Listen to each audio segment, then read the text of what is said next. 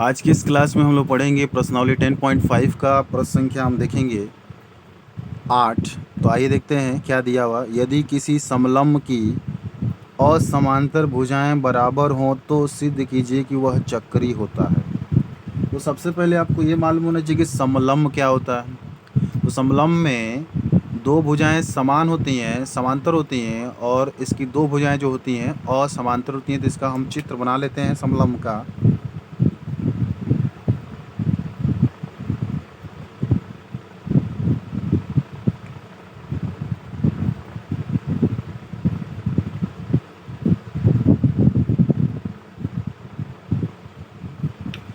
यहाँ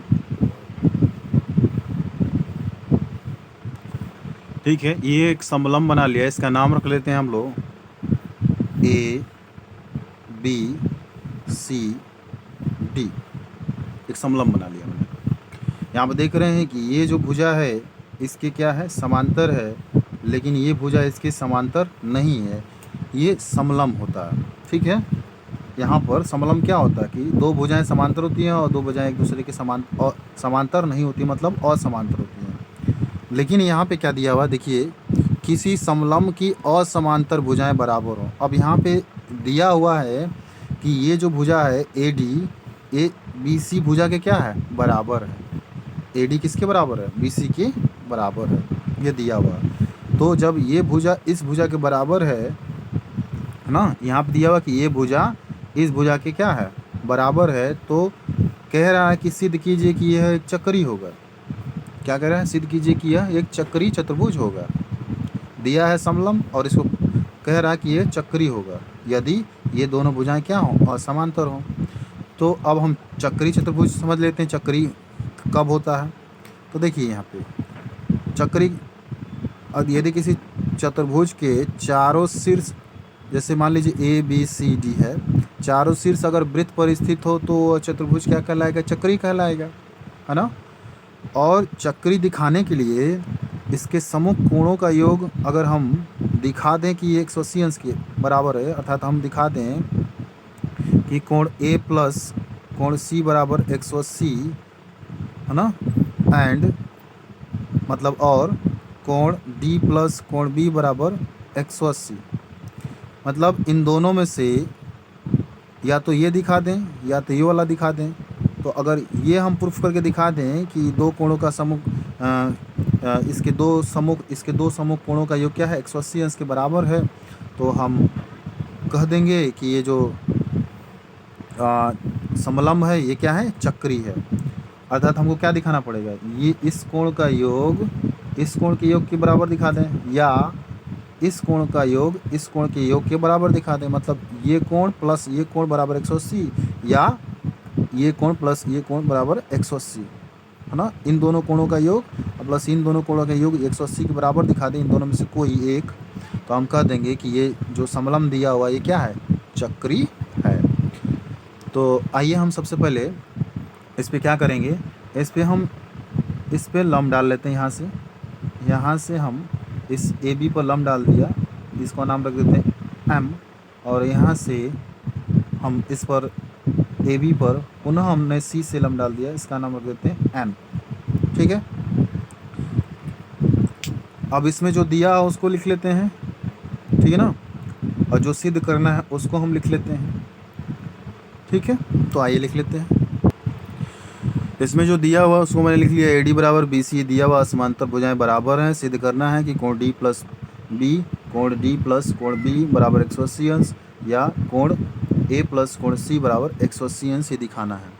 ठीक है, अब हम उपपत्ति में आते हैं। उपपत्ति, तो उपपत्ति में हम इन दोनों त्रिभुजों को देखेंगे। त्रिभुज ए एम डी तथा, ठीक है ना, त्रिभुज बी एन सी में, त्रिभुज बी एन सी में। अब देखिए यहाँ पे त्रिभुज ए एम डी में हमने डी से, बिंदु डी से ये डी एम लंब खींचा है, तो ये 90 डिग्री हो गया, परपेंडिकुलर है। और सी से ये हमने इस पर लंब खींचा तो ये भी 90 डिग्री हो गया, ये भी परपेंडिकुलर है, ये दोनों एक दूसरे के। तो ये 90 ये 90, मतलब ये कोण यम का मान और कोण एन का मान दोनों बराबर हो जाएगा, क्योंकि दोनों का मान क्या है 90 डिग्री है। यहाँ से हम लिख सकते हैं कोण एम बराबर कोण एन। क्यों? क्योंकि ये दोनों का मान क्या है 90 अंश, 90 अंश है। ठीक है। और यहाँ देखिए ये जो भुजा है असमांतर भुजा, मतलब AD जो है BC के बराबर दिया हुआ है, AD दिया हुआ है BC के बराबर, यहाँ पे बगल में लिख लीजिएगा दिया है, तो कहेंगे कहाँ से आ गया ये, है ना। अब ये जो है DM जो है वो NC के बराबर होगा। DM क्या होगा NC के बराबर होगा। आप कहेंगे क्यों NC के बराबर हो गया? तो NC के बराबर इसलिए होगा क्योंकि ये दोनों भुजाएं क्या हैं, CD और MN क्या है, समांतर हैं, है ना। CD और MN क्या है,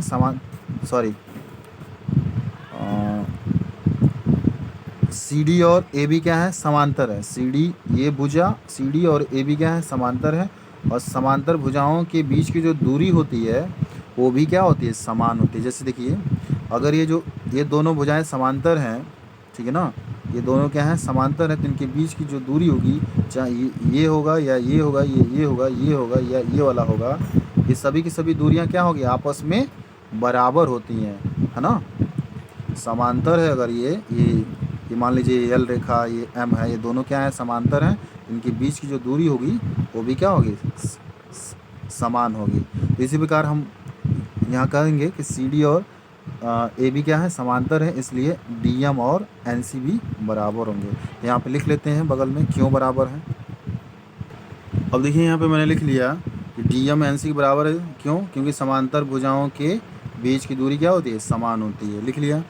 अब यहाँ पे देखिए ये साइड ये एंगल, यानी कि भुजा कोण से, तो भुजा कोण नियम से हम कहेंगे कि ये दोनों के त्रिभुज क्या होंगे, सर्वांगसम हो गए हैं। तो लिख देते हैं इसको। तो यहाँ पर मैंने लिख लिया भुजा कोण भुजा नियम से। ये देखिए ये भुजा आपने लिखा, ये देखिए DM और NC भुजाएं हैं, और AD और BC भी क्या भुजा है, और ये कोण M और कोण N ये 90-90 है, मतलब ये कोण है। तो इसलिए मैंने लिखा भुजा कोण भुजा से। दो भुजाएं हैं तो दोनों भुजाओं को हम किनारे किनारे लिख लेते हैं, और एक कोण है तो एक कोण हमेशा बीच में लिखते हैं, या इसी को हम यस नियम भी कहेंगे, साइड एंगल साइड। तो इस नियम से दोनों त्रिभुज क्या हो गए, सर्वांगसम हो गए। जब सर्वांगसम हो गए तो इस त्रिभुज के बाकी जो कोण होंगे या बाकी जो भुजाएं होंगी वो भी क्या होंगी, समान होंगी। अतः अब देख रहे हैं कि ये त्रिभुज AMD और BNC को अभी आपने तुरंत सर्वांगसम दिखाया है, तो सर्वांगसम दिखाया तो इसके बाकी जो कोण और भुजाएं होंगी वो भी क्या होंगी, बराबर होंगी। इसका मतलब हम कह सकते हैं कि ये इस त्रिभुज में ये वाला कोण A और इस त्रिभुज में ये वाला कोण B, इस त्रिभुज का कोण B, इस त्रिभुज का कोण A, तो ये क्या होंगे, बराबर होंगे, क्योंकि दोनों त्रिभुज क्या हैं, सर्वांगसम है। ठीक है। अब इसमें एक चीज़ देख रहे हैं, ये जो AD है ये ट्रांसवर्सल लाइन है। ट्रांसवर्सल लाइन का मतलब ये तिर्यक रेखा है। क्या है, तिर्यक रेखा। तिर्यक रेखा के एक ही ओर बने कोणों का योग 180 अंश होता है। हम जानते हैं कि ये देखिए ये दोनों क्या हैं, ये दोनों समांतर हैं। क्या है, ये दोनों एक दूसरे के क्या हैं, समांतर हैं। इसमें इन दोनों रेखाओं को ये कट कर रहा है, ये एक तीसरी रेखा है, क्या कर रही है, कट कर रही है ना। ये दोनों रेखाएं क्या हैं, समांतर हैं, और इसको तीसरी रेखा कट कर रही है, तो इसको हम तिर्यक रेखा मान लेंगे। तिर्यक रेखा जब दो रेखाओं को तीसरी रेखा कट करती है, जैसे आप देख सकते हैं इस तरह से जब कट करती है, तो इसको हम ट्रांसवर्सल लाइन यानी कि तिर्यक रेखा कहते हैं, है ना। तो ये दो रेखाएं हैं जो कि समांतर हैं, और एक तिर्यक रेखा इनको काट रही है, तो इसके एक ही ओर, है ना, इसके एक ही ओर मतलब इधर, है ना, इस साइड एक ही ओर जो कोणों का योग होता है वो 180 के बराबर होता है। जैसे इस साइड का इस कोण को जोड़ेंगे तो वो 180 के बराबर होता है, या इस कोण को जोड़ेंगे तो इसका मान भी क्या होता है, 180 के बराबर होता है। तो मैंने क्या कहा कि तिर्यक रेखा के एक ही ओर कोणों का योग क्या होगा, 180 के बराबर होगा। यानी कि हम यहाँ पे कह सकते हैं कि कोण A प्लस कोण डी क्या होगा 180 के बराबर होगा। तो आइए इसको लिख लेते हैं। तो इस चीज़ को मैंने लिख लिया, कोण ए प्लस कोण डी एक ही और बने कोणों का योग क्या होगा 180 होगा। तो इसको मैंने लिख लिया। इसी प्रकार हम इधर भी कह सकते हैं कोण बी प्लस कोण सी क्या होगा 180 होगा। इसी प्रकार कोण बी प्लस कोण सी बराबर 180 है ना, इधर वाला ये भी तिर्यक रेखा हो जाएगी। अब क्या करेंगे, आपको प्रूफ करना है कोण ए प्लस कोण सी बराबर 180, कोण डी प्लस कोण बी बराबर 180 है ना। तो यहाँ पर इसमें डी की जगह बी रख लीजिए, इसमें डी की जगह बी लिख लीजिए। समीकरण 1 व 2 से कोण ए प्लस, अब इस डी की जगह मैं क्या रख रहा हूँ, सॉरी इस ए की जगह क्या रख रहा हूँ, इस ए की जगह बी रख रहा हूँ, ए की जगह बी कोण बी प्लस कोण डी बराबर 180। इस ए की जगह मैंने यहाँ पर बी रख दिया और डी पहले से है, तो कोण बी प्लस कोण डी बराबर 180 तथा समीकरण 1 व 3 से।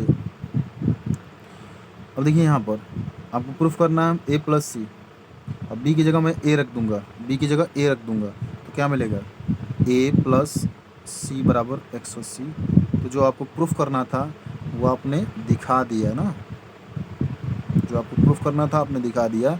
बी प्लस डी बराबर 180, ए प्लस सी बराबर 180, ए प्लस सी बराबर 180, बी प्लस डी 180 अब दिखा दे। तो इम्प्लाइज करेगा कि ए बी सी डी चक्री है,